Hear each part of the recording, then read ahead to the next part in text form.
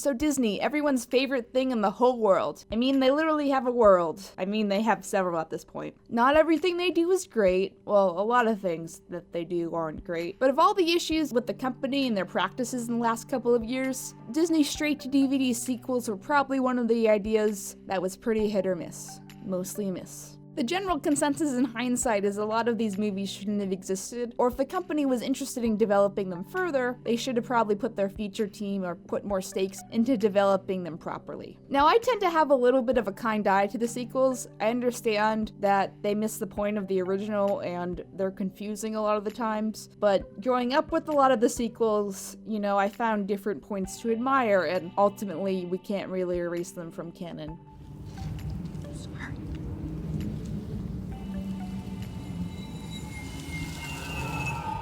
I tried to base this list on a couple of things: expanding the world to help emphasize aspects of the original movie, or character development for specific characters that wasn't there and proved thanks for the time of a whole movie to fill. And this is essentially that list. Not a best to worst list, but looking at different plot elements and see what works and what serves the original movies the best. So without further ado, the top 10 Disney sequels that actually have a point. Number 10, Return to Neverland. So we're going to see a lot of children retaking the parents' role on this list, or just the sequels in general. I don't know why that's just such a trope. It's just a shipping trope, but with things like Descendants and more Descendants and more Descendants, I guess this is where our brain naturally goes. And who can be remiss that my brain went there too when I was a little tyke of a child. But at least Return to Neverland, had some points as far as, the World War II setting and finding hope and despair and, that stuff. It also had a lot of theatrical presence going on. You could tell the crew really cared about this one as far as what was going on. The story itself is kind of harmless enough, when people aren't mistaking Jane for Wendy and, vice versa, except Wendy's all grown up now. But Captain Hook is still funny. I don't know why there's an octopus in this movie. Can someone explain that to me, please? Did they lose the rights to the crocodile? But I think the movie's overall message about finding hope through despair, because, World War II is scary and bombs, and trying to match the realistic with the fantastical is an interesting take, and a creative take, and, something I don't totally hate forever. If anything, it kind of retconned back the whole idea that Tinkerbell was kind of a tough, fun, spicy little fairy thing. I don't get how the fairy movies work, because they totally just changed Tinkerbell's personality. Is anyone going to explain this to me? The plot itself is actually kind of cute and creative. In Jane's whole character arc, she has a character arc of refining her childhood self and believing in magic, I think is a good moral lesson. Number 9, The Lion King 2, Simba's Pride. On the top of this list is The Lion King 2. People seem to remember this movie well, and I guess it's harmless enough. Its biggest problem is it has a lot of issues that don't really seem to exist in the original. I don't remember any fighting enemy lions in the original movie, but I guess they were just hiding in the background. There are broad strokes in continuity in the Lion Guard TV show that they try to honor some of the aspects that were present in the sequels, but in other ways they just kind of made things a lot worse. Thanks, Lion Guard. Things get more confusing with Zero the Lioness involved, and if you take into the account the Broadway song, when Scar is considering Nala as his mate, Zero's existence would make that issue null and void. And don't try to say they came along after Simba came into power, if Zero has at least a couple of Scar babies, allegedly, except the one that matters, so we don't do any incest. I was kind of hoping for some sort of acknowledgement of Zero in the new live-action film, but nah, didn't get it. This all gets confusing really fast. It seems like they just pulled this plot out of nowhere, because that's what they did. It says a lot when the creative team, halfway through the production process, realized that Simba's child and Scar's child would be related. I mean, did they watch the original movie? What? It's not like it's only mentioned once either. There's a whole scene where Mufasa and Scar being related is significant to the emotional weight of the story. Long live the king.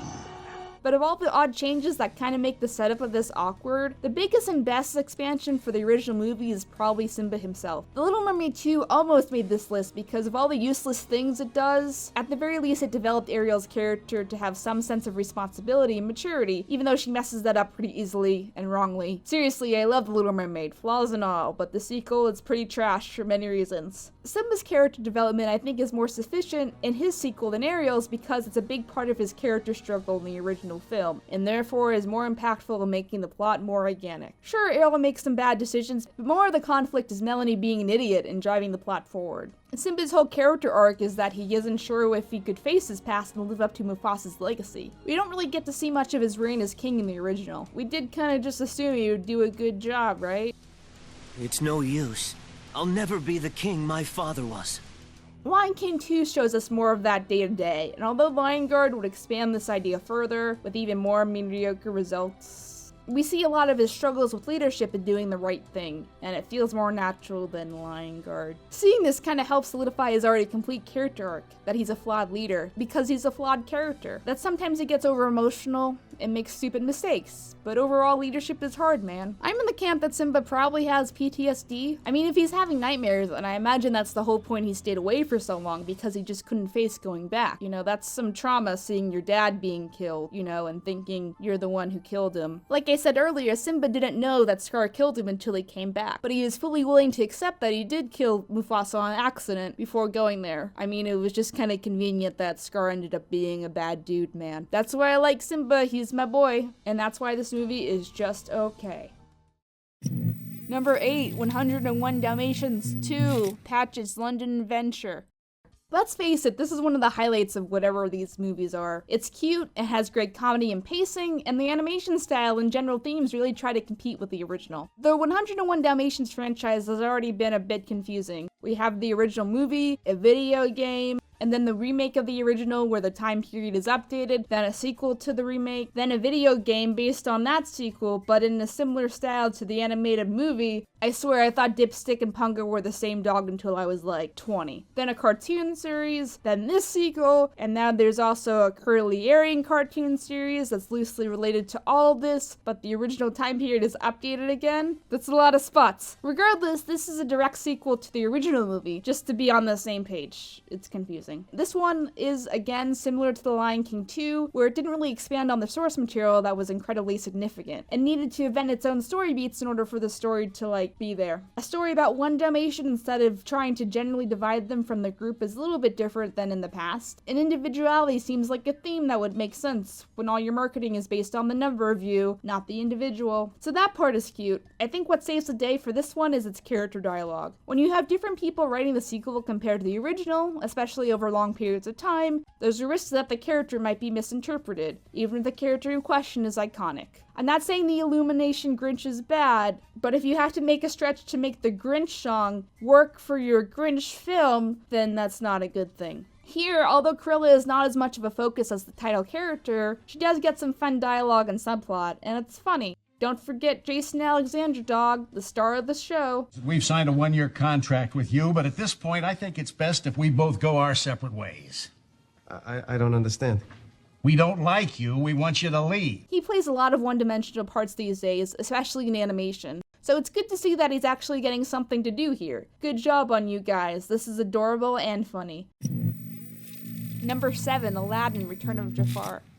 So Return of Jafar sure is a movie. That's for sure, man. I forgot how much this movie looks like ass. Anyway, for those unfamiliar, Return of Jafar was actually one of the first of these bad boys to be produced, mostly as a pilot for the Aladdin TV series that they were sneaky with and turned into a movie. The TV show itself is actually not too horrible. If you feel like some fun content with not many stakes, I think people have a thing for Mosin Wrath, which is basically OG Kylo Ren, but more of that later. But Return of Jafar has a point by having a character arc, specifically in Iago and how the other good guys warm up to him a little bit. This is somewhat of a running theme in the past decade, where a bad guy turns good and has to win the trust back of his heroes. And then we get some compelling character arcs. I mean, let's face it, there was probably some heavy need to do this for marketing reasons. We sure needed Iago in the Tiki Room in Disney World, or else it would get too dated for the kids, right?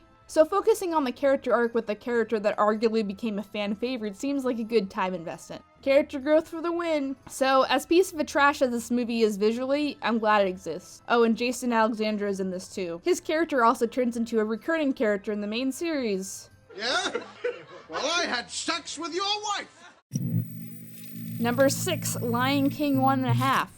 Let's talk about tone in film and how it pertains for these movies. For those new to stuff like this, tone is how the movie feels for the majority of the time. Is it serious? Is it a comedy? Are the stakes high? Or is it a fun roadshow journey? Establishing a tone clues in how the audience is supposed to feel when watching a movie. Disney movies in general usually have a somewhat light tone when establishing characters and setting. We as an audience are somewhat disillusioned that Disney probably won't kill off our new favorite character because then they can't make money from them for the most part. Well, except that one time. Oof, did we ever, find a body on that one, guys, or what? Lion King, all things considered, is a movie with a lot of stakes and emotional baggage going on. The beauty of it is that the main character, Simba, is dealing with the death of his father that he apparently caused. This is a real issue compared to the lighter issues that some of the princesses have to deal with, like finding a man. Oof, that man, where he at? I'm bored of my perfect life. If only that man would come along so I can get some ass, yo. Okay, I'll stop. Simba's pretty, traumatized by his internal struggle, and the movie takes itself pretty seriously. Well, for the most part. I feel like you don't take me seriously. Timon and Pumbaa, they're tone-wise to distract from the crippling death of Mufasa, and to add another light song to the soundtrack. I hate this song. I hate it. Trauma, why don't you stuff it in the back of your head? That's healthy, right? This shouldn't be the main quote from the movie. Simba doesn't learn anything from Hakuna Matataing. He learns stuff by going back and facing his past. Stop putting it on t-shirts, Disney! Anyway, Lion King 1.5 takes the concept even further, where we have a whole movie with Timon and Pumbaa, and what they were doing before they met Simba. So it's pretty obvious that this film kind of screws up the timeline of the original in some major ways. It's nice to see how Timon and Pumbaa meet, I guess, but for a somewhat serious drama about losing a parent, we get some more fart jokes. That all said, the movie has somewhat of a unique charm by just how self-aware and fun it is. Plus, it's one of the ones on the list that, doesn't look like ass. I don't know. It's cute that Timon makes peace with his family. The new characters are not as annoying as they could be. Boy, do I get some of this disdain, though, to crap over all of the movie with deep and serious undertones, which I'm getting used to respecting the importance of, admittedly, is not in good form. But for what this movie is, and if you're willing to forget this all because it's mostly not canon, then it's surprisingly enjoyable. The writing is tight, and the song, oh Christ, that song, I hate it. Oh, you can tell there was a bunch of care making this thing. Everyone's in character, and I think it shows. This is a good guide to write a point of view sequel that's fun without any stakes. Number 5, Aladdin and the King of Thieves. Aw man, I guess we're back to Aladdin. Woo! Remember what I said earlier, when stories are generally better when the story beats are drawn from previously unexplored areas? Well, I said that, and I'm gonna pretend I said that. So, what do we know about Aladdin? He's a thief with a heart of gold, right? But how did he end up on the street? That seems like an unfortunate set of occurrences that have never come up before, right? We get a whole series and that never came up before? Well, now we do, with a vengeance. If you haven't seen The King of Thieves for what it was, it gives Aladdin somewhat of a backstory to judge his past and current actions as his character. So it's got that going for it. That might have not been a bad idea, for a main character of a self-titled series. So to actually explain to the audience what happened and that Cassim, Aladdin's dad, is kind of like Aladdin in that regard, is interesting, and the plot in general takes itself very seriously, and tonally everyone's pretty good in character. And Robin Williams is back for the one time. I thought the Earth wasn't supposed to move until the honeymoon. I miss Robin Williams. Adding this aspect, I think, adds a little bit more closure to an already fun ride. By the way, you might recognize the writers for this one. This movie is actually pretty good. It's got a compelling character arc for Aladdin and Cassim. We get some closure to Aladdin and Jasmine finally marrying, even though at the end of the first one I thought that's what they were doing, but I guess it's time for some sequels. Number 4, Buzz Lightyear of Star Command.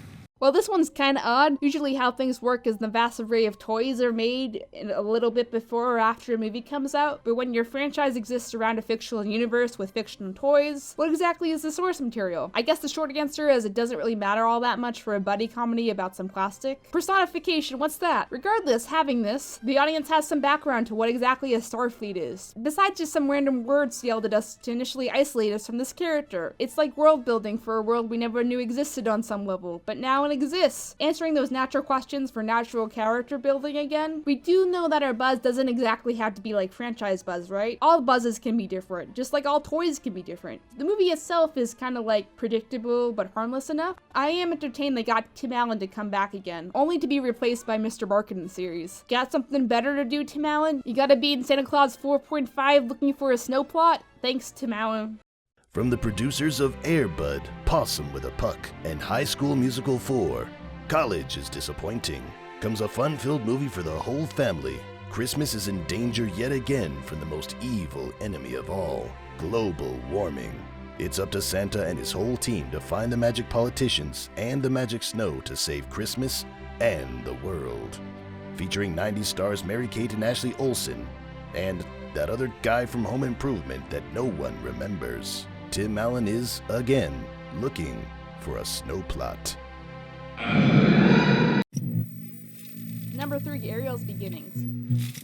This movie, I think, deserves better than what it actually got. Of all the Little Mermaid edition materials, this film addresses the big elephant in the room. What exactly happened to Ariel's mother? Well, it heavily implies it, but it's not going to show like a mermaid being crushed to death, you know, for kids. But the conflict of this plot actually influences Triton decisions making in the original. There's just gotta be some reason why he's so overtly racist, right? He's like extra racist. That's racist. This movie also gets extra points for not shying away from the subject matter for the most part. With the exception of The Lion King, I don't think death is really explicitly stated. We're getting better at it, but we just don't say die as much as we need to in children's media, I think. I also think there's a lot of people that just forget how fun and self-aware this film is. Or look at that beautiful animation for a Disney sequel. Have you guys seen any of that and stuff? The main downfall of this film is that the main plot is just kind of nonsensical. What, you ban all the music together because it triggers you, Jim Cummings Triton? That doesn't seem logical. Please, go to fish therapy. No fun allowed here. Besides that, I think the film gives some emotional depth to some of the decisions and tensions of the original film, and I appreciate.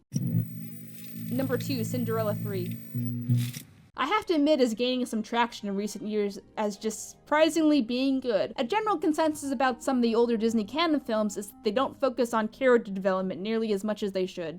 Sure, aesthetically the films can be beautiful, but many of the non-princess films don't seem to be remembered as fondly. Cinderella 3 actively changes old and new storytelling by making its cast active in both the reactions with each other and their eventual endings. In the original, and heck, even the 2015 remake, which I like by the way, much of the luck has to do with Fairy Godmother showing up and being like, I got you. So to switch things up and make the cast want to build on their relationships with each other, and making Cinderella a strong, independent woman is refreshing. Plus, this movie gets some bonus points for being self-aware. I mean, come on, this humor. I forbid you to take another step down these stairs! Okay. So I'm not saying all the time, or most of the time, but sometimes sequels can add elements to the originals when the originals in question are lacking. Speaking of which... Number 1, Bambi 2. So do you guys, remember Bambi? Really? Besides the whole mother thing, which is actually worse than The Lion King, really, there's not really a plot here. Don't get me wrong, there's some beautiful animation, but Bambi as a film is a string of events that thinly build on each other. Bambi is a relaxing and harmless movie, but I think if it was released to a modern audience today, people would find it boring. We'd get reviews like, gee golly, the animation sure is pretty, but nothing really happened in this movie besides some cute animal fluff. Heck, we don't find out that the Prince of the Forest is Bambi's father until we needed to. I guess that's the twist that had some build-up, but no payoff. So having this film to retcon that relationship that is particularly built up in the original film's final is not only filling but well warranted. It's surprisingly honest and defines a relationship between two characters that desperately needed to be defined, to not only enrich the source material, but to also allow plot and thematic elements to make sense. It's honest with what it wants to be, its reactions between Bambi and his father, and it develops these characters in a really real way that, most people I think can relate to. Try to watch some of the original ending without seeing Bambi 2 and kind of question if it makes sense or not. I swear I promise, Bambi 2 is actually better than Bambi 1 because it has real character conflict and growth in it. And I like it. It's sweet and adorable. And you should watch it if you haven't seen it. It's on Disney+. Go watch it. Anyway, this was a kind of different video. I hope you enjoy. Please leave a comment to let me know if you like this kind of thing or we need to do something else in the future or whatever. Hey everyone, thank you so much for watching. If you like what you saw, please remember to leave a comment and share this video with a friend or 2 or 5.